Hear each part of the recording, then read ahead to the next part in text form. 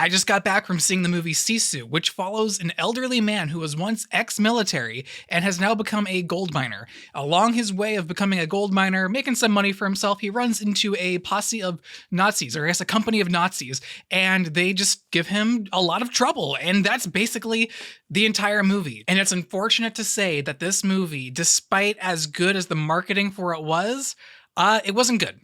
I'm just going to downright say this movie was not good. This movie felt like a draft. The camera work was downright awful. I've noticed in a lot of movies that they don't follow the rules of thirds anymore. Usually there's lines on a camera where you kind of position the eyes. I'll show it to you right here.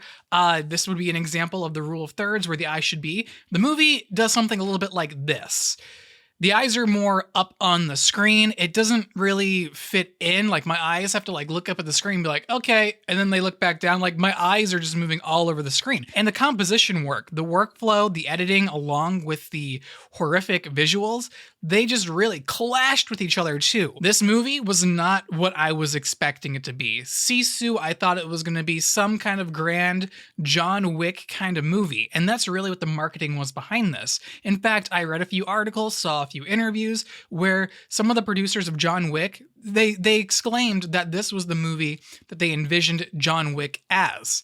Let me just go ahead and say, I am so happy we ended up with John Wick. This movie was the definition of dry. Sure, it had a few interesting kill scenes from the main character. That's kind of what the whole movie, what the whole hype around the film is built around. These awesome, gruesome death scenes, much like that of John Wick. None of the characters, they're not memorable. I can't give you a single name of any of the characters. And no, Sisu is not the name of the lead character. It's just a definition of how he acts and what he is. They have a few other names for him throughout the movie.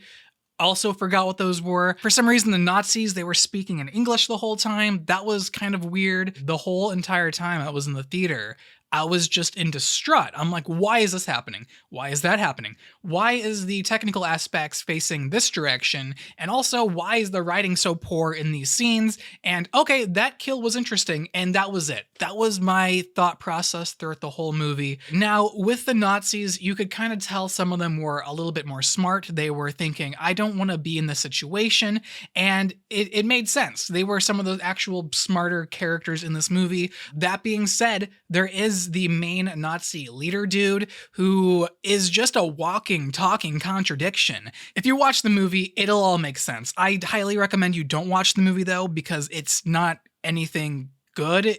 Again, this feels like a bare bones John Wick. It feels like the blueprints to John Wick without any charisma behind it, without any of those producer notes saying, hey, this could make it better. This character should change from here to here. Or maybe if a character does this, he should face X consequence. And in this movie, there's quite literally no consequences for the main character. This main character can survive quite literally anything. You can get him stabbed, shot at, whatever. He gets right back up as if nothing happened to him. Like the laws of physics, it just does not affect this man whatsoever. In fact, some of the things he does in this movie, he leaves his dog behind. Not once, maybe twice, maybe even 3 times. He leaves his dog behind. I don't understand his motivations other than just survival. He doesn't seem to give a crap about anything else regarding this movie. The dog, who cares? The horse, who cares? There's not really much of an explanation in this movie, and that's not me begging for an explanation. As someone who enjoys films, as someone who wants to be a filmmaker one day himself, I don't want to be told everything. I want the movie to show me things and then have me allude to something, and then I kind of pick up on it. I don't need the movie to tell me, oh, the main character is struggling to get gold to do blah, blah, blah. I don't need that. Regardless of any of the characters, I didn't care. Which in turn, why do I care about the movie? Something odd about this movie is that it is divided up into about 6 or 7 chapters. You could say probably 6 chapters with an epilogue, and I don't know why they did that.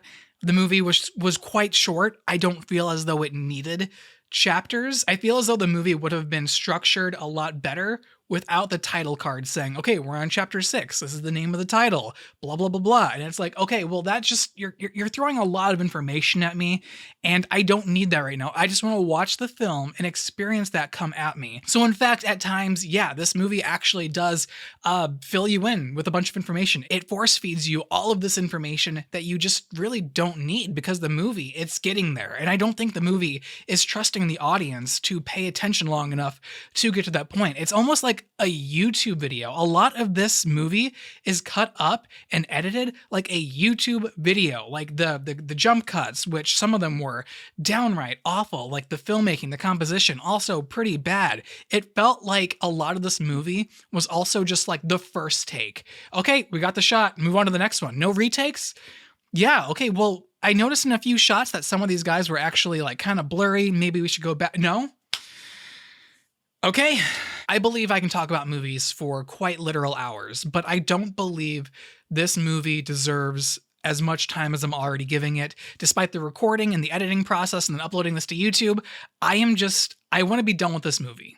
So that being said, this is probably the first movie that I would not recommend. Guys, I am very much looking forward to Guardians of the Galaxy 3 next week. I am very hopeful that that movie does a lot better than this one. Also, guys, I have a lot more movie reviews on the channel if you guys want to go check them out. We just reviewed Evil Dead, a few other movies. Are You There, God? It's Me, Margaret. Surprisingly, a fantastic film.